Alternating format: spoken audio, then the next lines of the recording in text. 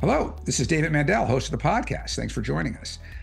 We are in the summer, so that means we're now in the middle of the Summer Rewind series, where we don't create new episodes, but I go back into the archives. And this summer, I'm looking at season 3, which was a couple of years ago, and pulling out half a dozen episodes or so that I think are valuable. If you're watching me on YouTube, you will see that we link to audio only. We do not have video for these in season 3. We only started that in season 4, about halfway through. So today's episode is going to be kind of the first of a 2-part on banking, because I'm talking to Dr. Zwade Marshall, who's the CEO and founder of Doc2Doc Lending. And this episode's title is Loans for Physicians, from Physicians. Dr. Marshall, interesting guy, Zwade, anesthesiologist, pain physician, while in practice, founded a bank, and he tells the story of that and then what they do for physicians. And it's very interesting for their personal loans, business loans, et cetera. I think those of you who might be in the market for some kind of financing, you want to know about this option, which is a doc-owned and doc-founded bank that makes loans to physicians. And we'll see that in the next episode of the Summer Rewind series as well. So this episode, I hope you enjoy, Loans for Physicians, from Physicians, with Dr. Zwade Marshall, CEO of Doc2Doc Lending.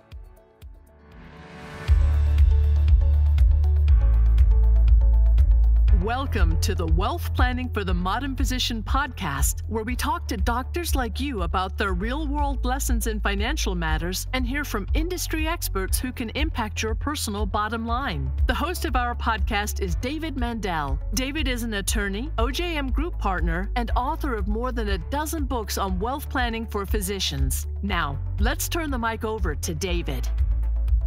Hello, this is David Mandel, host of the podcast. Today, we've got a very interesting guest with a very interesting business along with his medical practice. So let me tell you about Dr. Zwade Marshall. I'll give you his bio.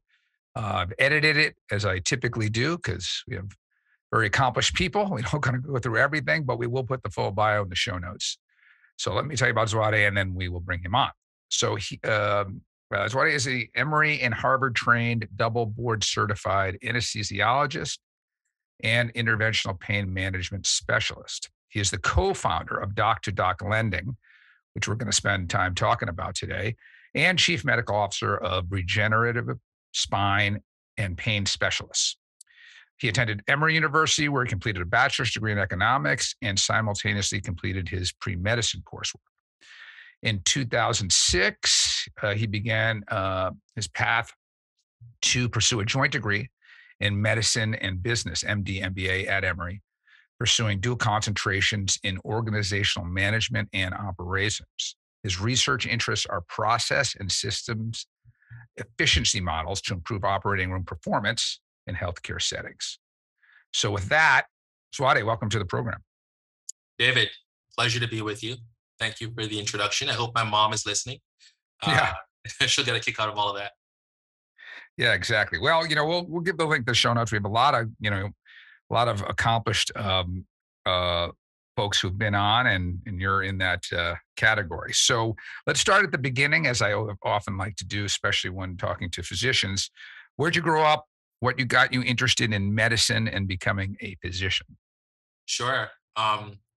Well, thanks for having me on, and thanks for all the work that OJM Group does for doctors in terms of the advising and mentorship and leadership within their financial health. You might be able to tell that I've got a slight sing-song lilt to my accent, and it's because I grew up in the Caribbean. Okay. Technically, it's South America. It's Guyana, but certainly Caribbean by culture. Born and raised there. My dad is a quantity surveyor, and so he did a lot of construction, architectural type work. And my mom is an entrepreneur and had a logging concession. Grew up there, moved here when I was 16 years old to finish high school to New Jersey, and then got a scholarship over to Emory, and that's when things started for me academically.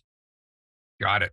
Well, I like your accent, and if I compare it to New Jersey accent, I probably would choose yours. So, you didn't lose it, forget about it, that kind of thing. So, um, we're going to spend most of today because we don't have too much time, really on the doc to doc because we could talk about your medical path, and while that is important and certainly impressive.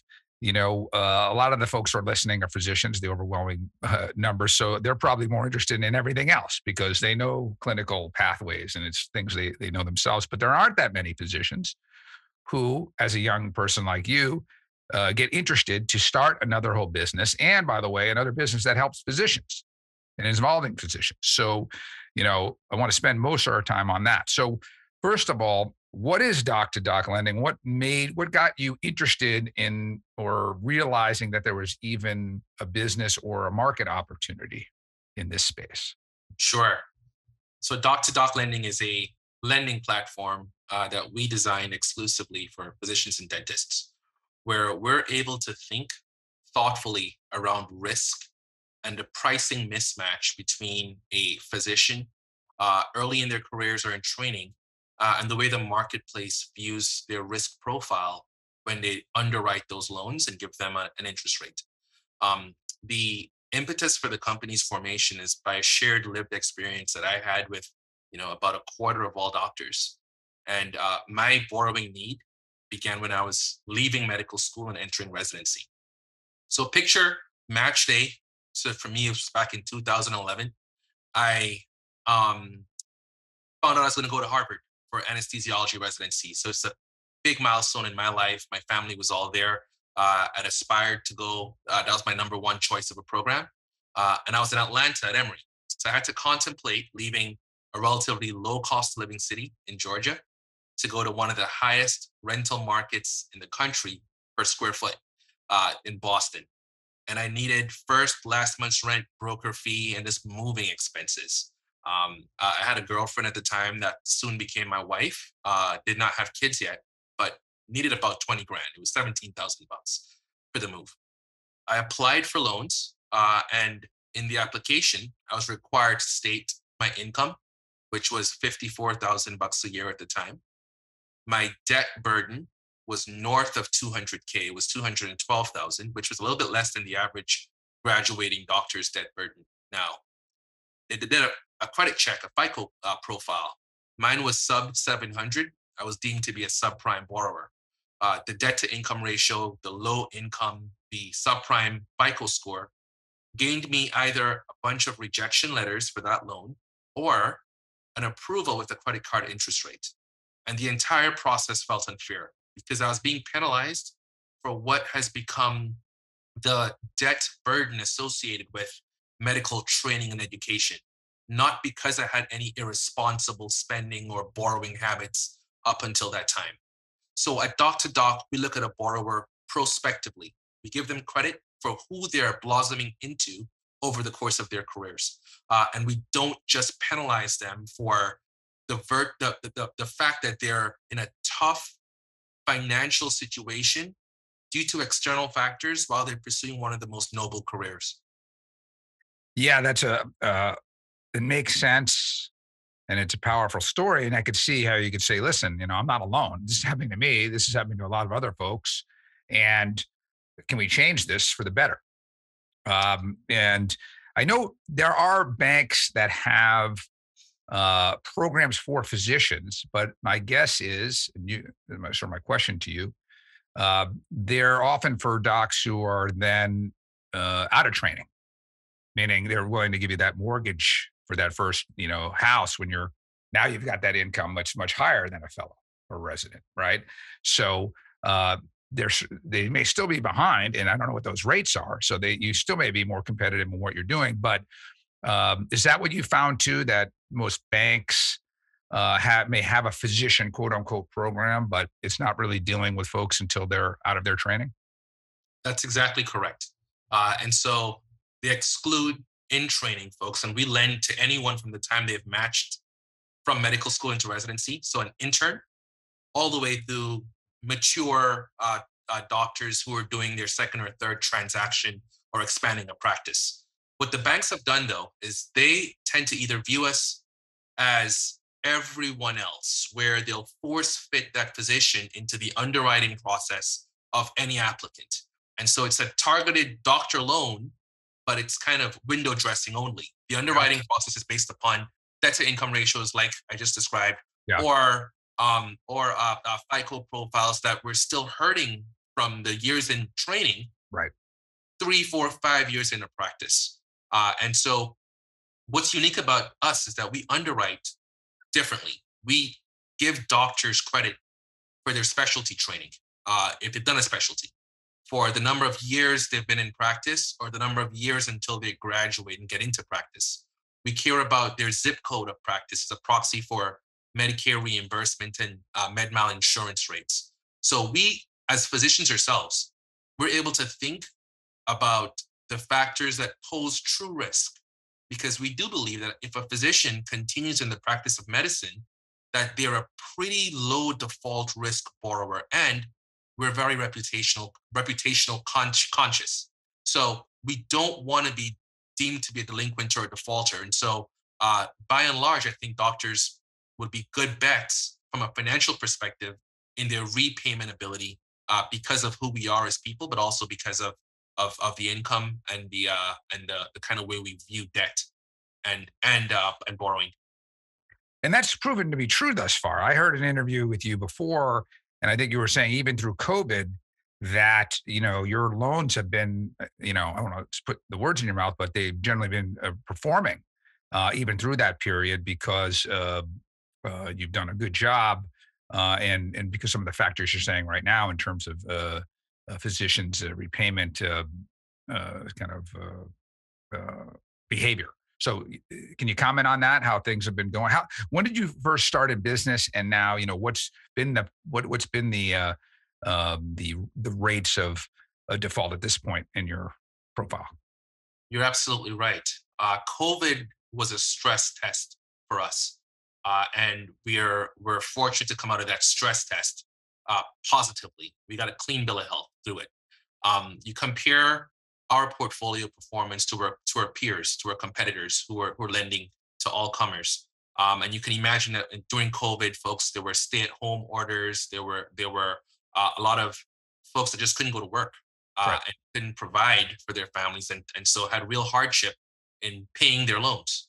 Over that period of time, we saw that our default rate was sub 1%. In fact, it was sub 0.5%. Just about 47 basis points, 0.47% a default rate. And it goes to the heart of the company's thesis that we're also lending to folks that other lenders don't lend to. So while their default rates were ballooning into the high single digits and double digits, we saw, and they're only lending to prime borrowers in the personal loan space. So to be clear, we're giving personal loans. There's no collateral. Right. We're banking on the fact that you're going to repay us. And if you didn't, we don't have an asset to secure that loan. And so because of the risk of that underlying premise, banks don't give those loans unless you have super prime or near prime credit scores to have a decent rate. And so if you compare what we've done with quote unquote subprime portfolio, where some of our borrowers have FICO scores in the 500s, low sixes and mid sixes is very common for us.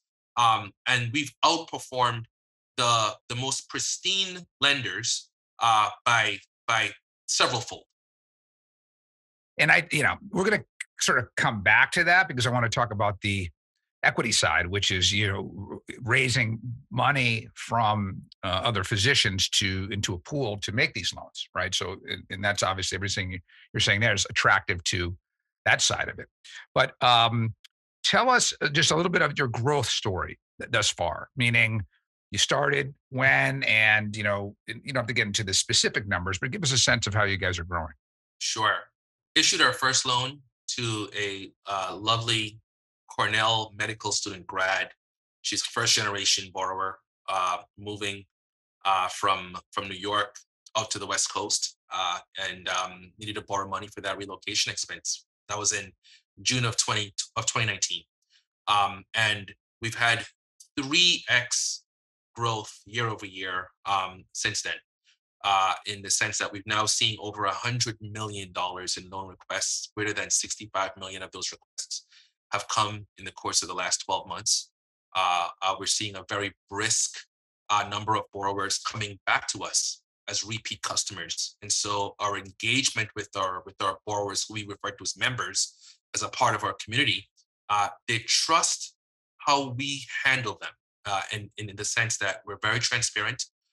They get a call from a physician member of our team, got a physician member experience team that welcomes them to the group, refers to them as Dr. Mandel on the phone, and we're familiar with where they are in their life cycle. And we kind of view ourselves as the USAA for doctors. So if you tell us you're a fourth-year orthopedic surgery resident, we know exactly how much more time you have before you graduate. Right. We know exactly what kind of board exams you're taking right then. And so we're able to affiliate with them in a way that Bank of America, or Wells Fargo, or SoFi could not. And that has really helped catapult our growth story over the course of the past 3 years. Yeah, that's interesting.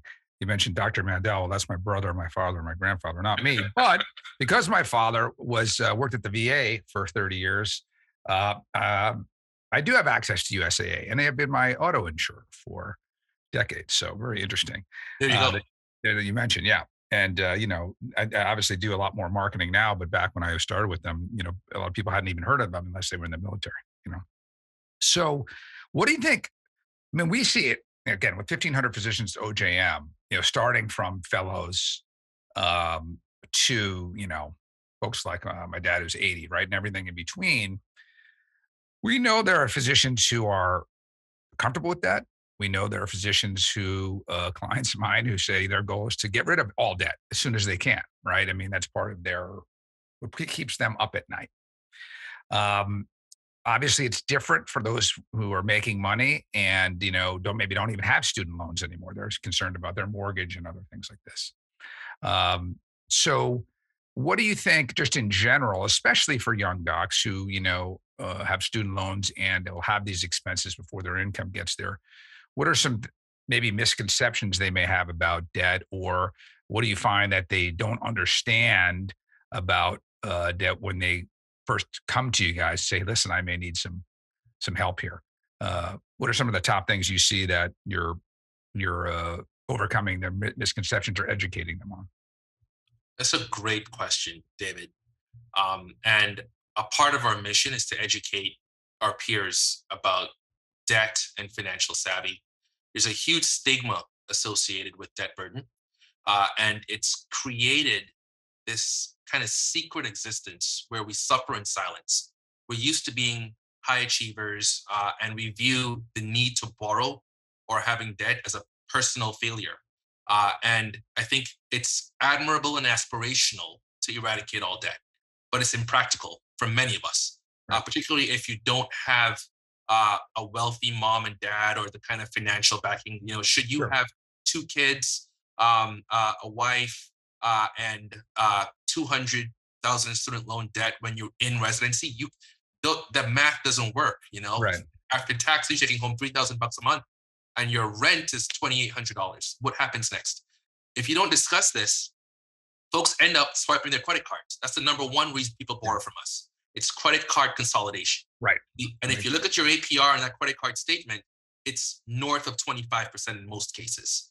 Or they'll graduate from their training program and get aligned with cash advance companies, these merchant kind of payday lenders that extract a pound of flesh a weekly or even daily basis out of these doctors' practices. And so a part of our aim is to educate folks on how to view debt, when is debt or leverage appropriate, how to think about debt beyond just an interest rate, understanding what an APR means and the fees that are oftentimes hidden with a quoted interest rate, when the true borrowing cost can be significantly higher.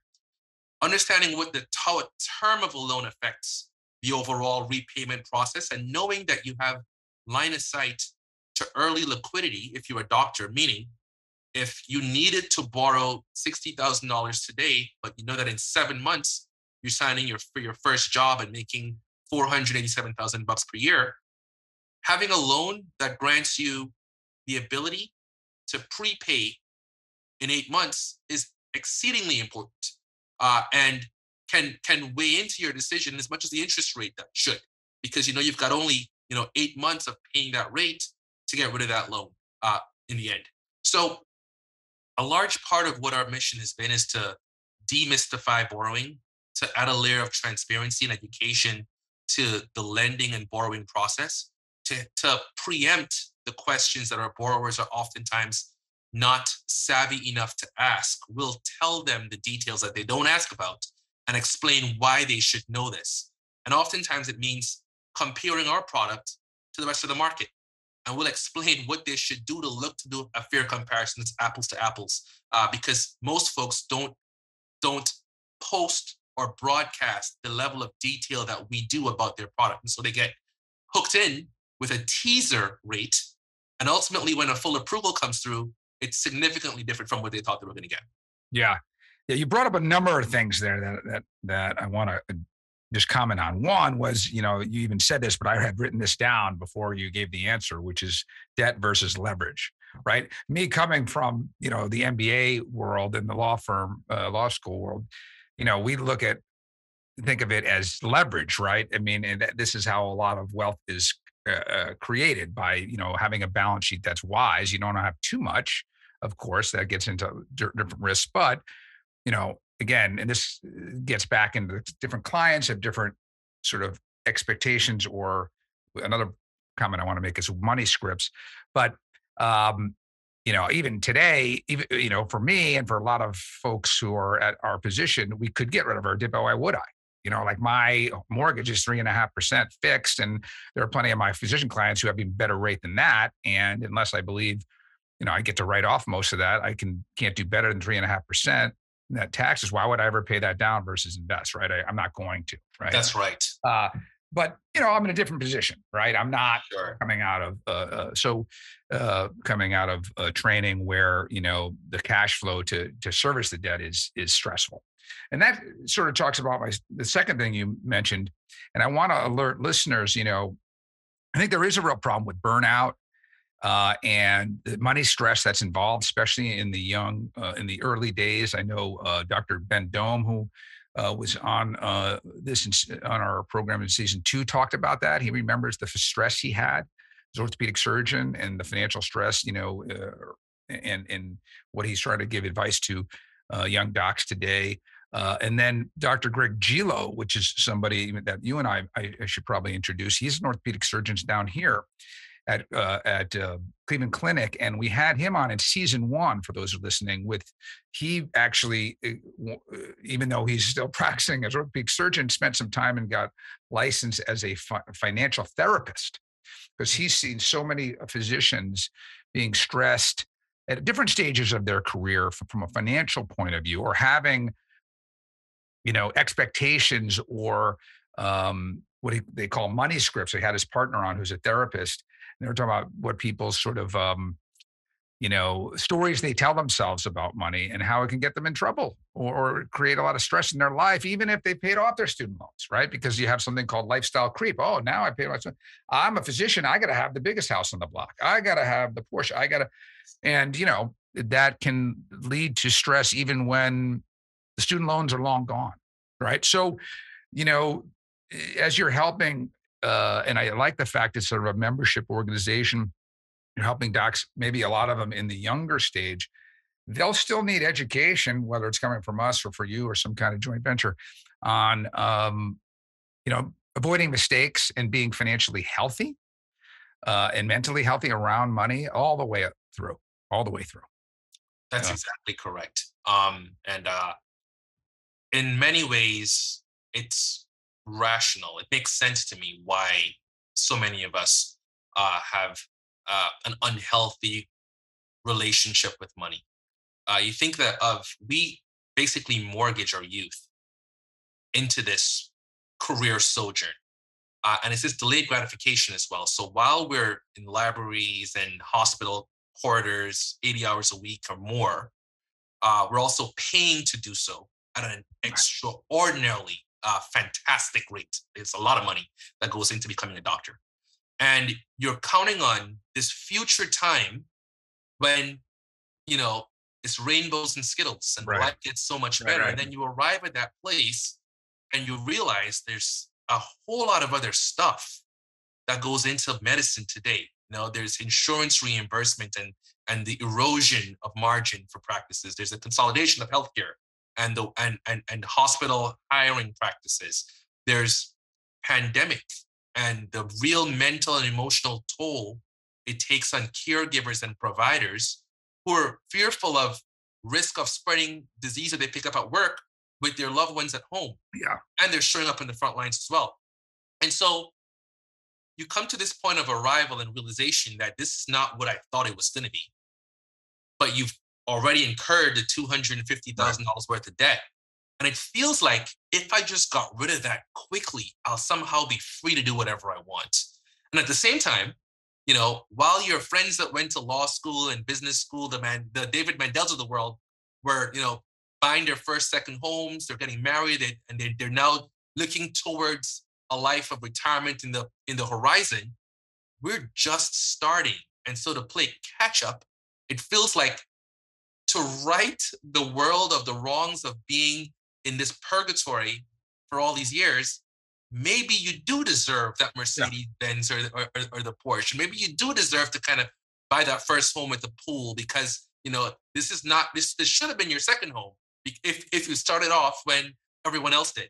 And so having folks kind of reframe and rethink what happiness is in the practice of medicine, what satisfaction is, and the fact that we're able to provide for our families in a way that's certainly beyond the average American income, but also provide in a way that's meaningful to the lives of others. Like what we do every day makes a difference in people's lives, and there's a satisfaction that many of us get from being so valued by our patients and our communities because there's still a lot of respect around what being a physician, and reframing and rethinking about what the impetus for the career was, and thinking about how to then put your specific financial situation into that context and lens, and understanding that the debt that's already incurred was reasonable, and it helped you get to the point in which you can now practice your craft, and being thoughtful around the planning for the next steps. And hence, we'll give the loans to help them bridge, but we rely upon the folks like OJM to help with the education and the planning and the prospective, estate thoughtfulness as well for families, and helping so that their kids don't have to have the kind of debt that we had, and they can be thoughtful about leverage and not debt. Right.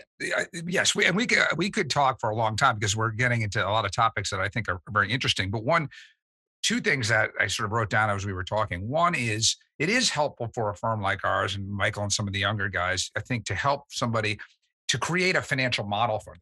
So they have some idea where they're going. It doesn't mean they're going to know exactly when they're going to retire, but we can model out best, medium, worst case, and that can often take stress level down. That's right.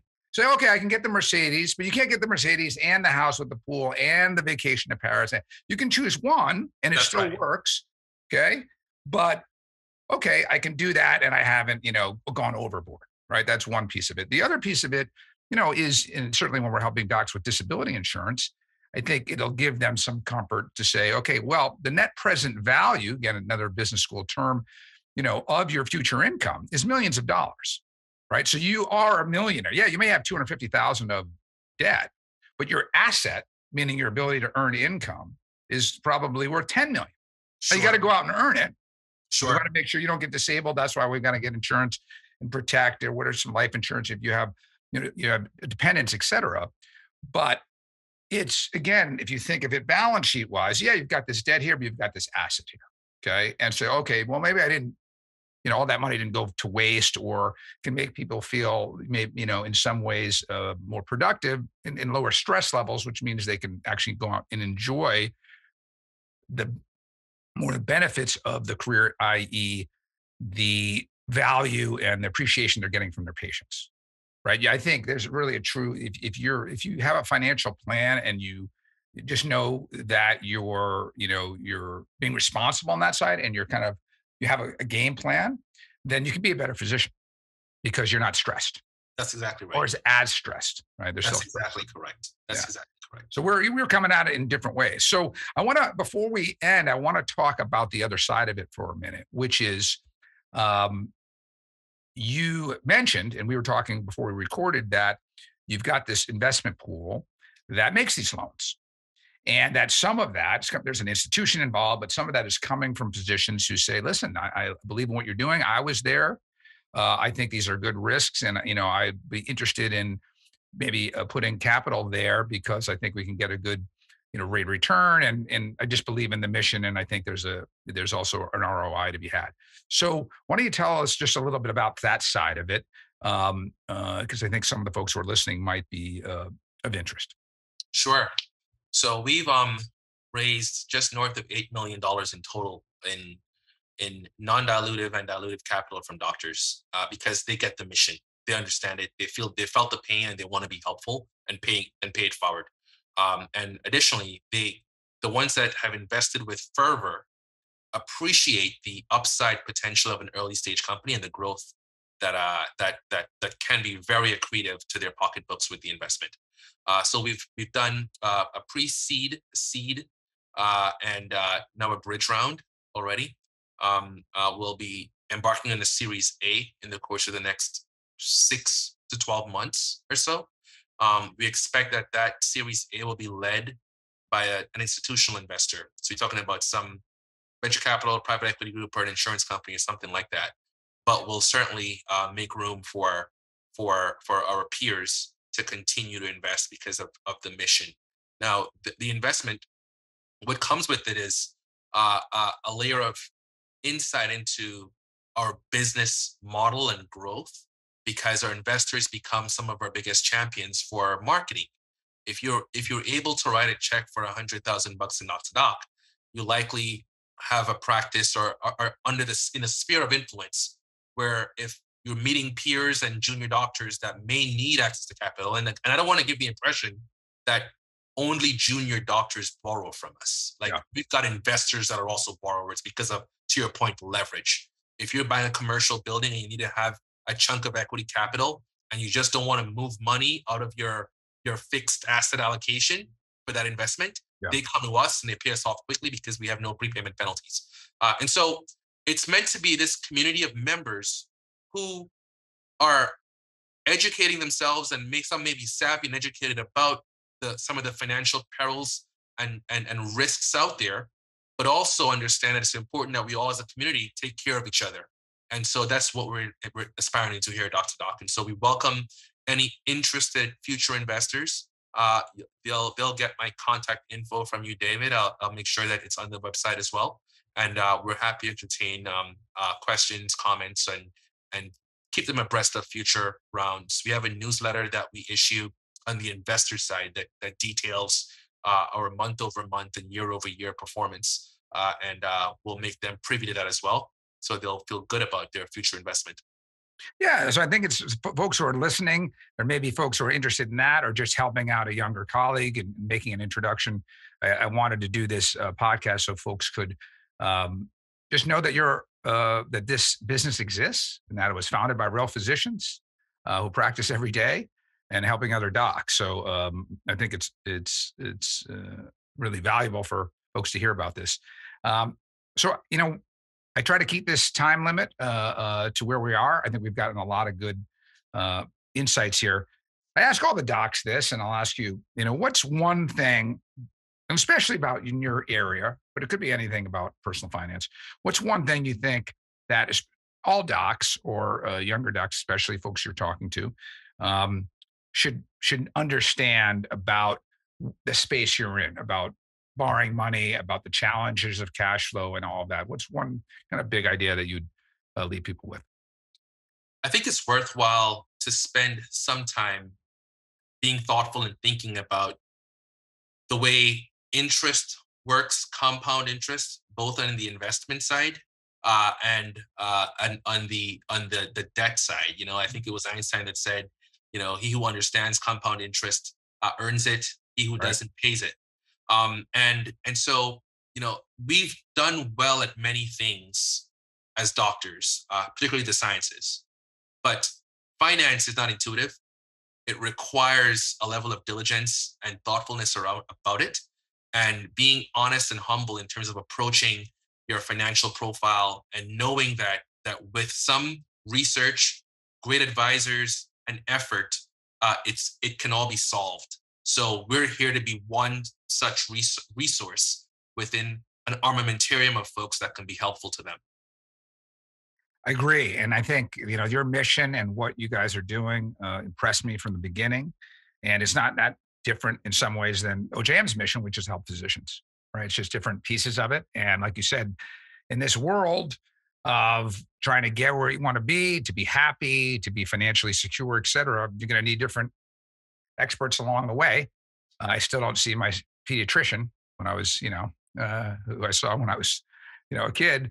I need different experts along the way to keep me healthy, right? That's right. And so, health, as we like to call it, no different. So that's why I really appreciate you being on. I'm sure in the future we'll have you guys on, one of your partners, to update us on what you guys are doing.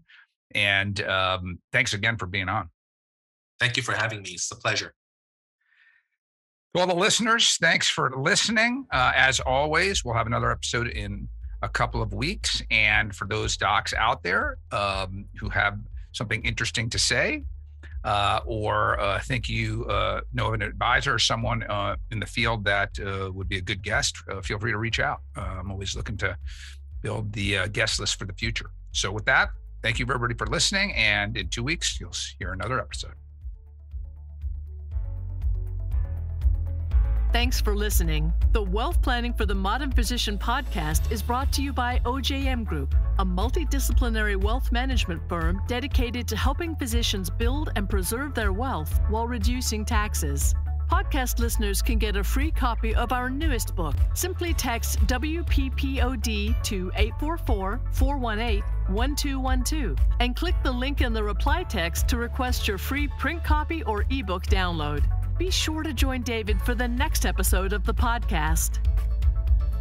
It's important to note that this content is for informational purposes only and does not represent personalized investment advice, as the information may not be suitable for your personal circumstances. Please contact your investment advisor before implementing any of the strategies discussed.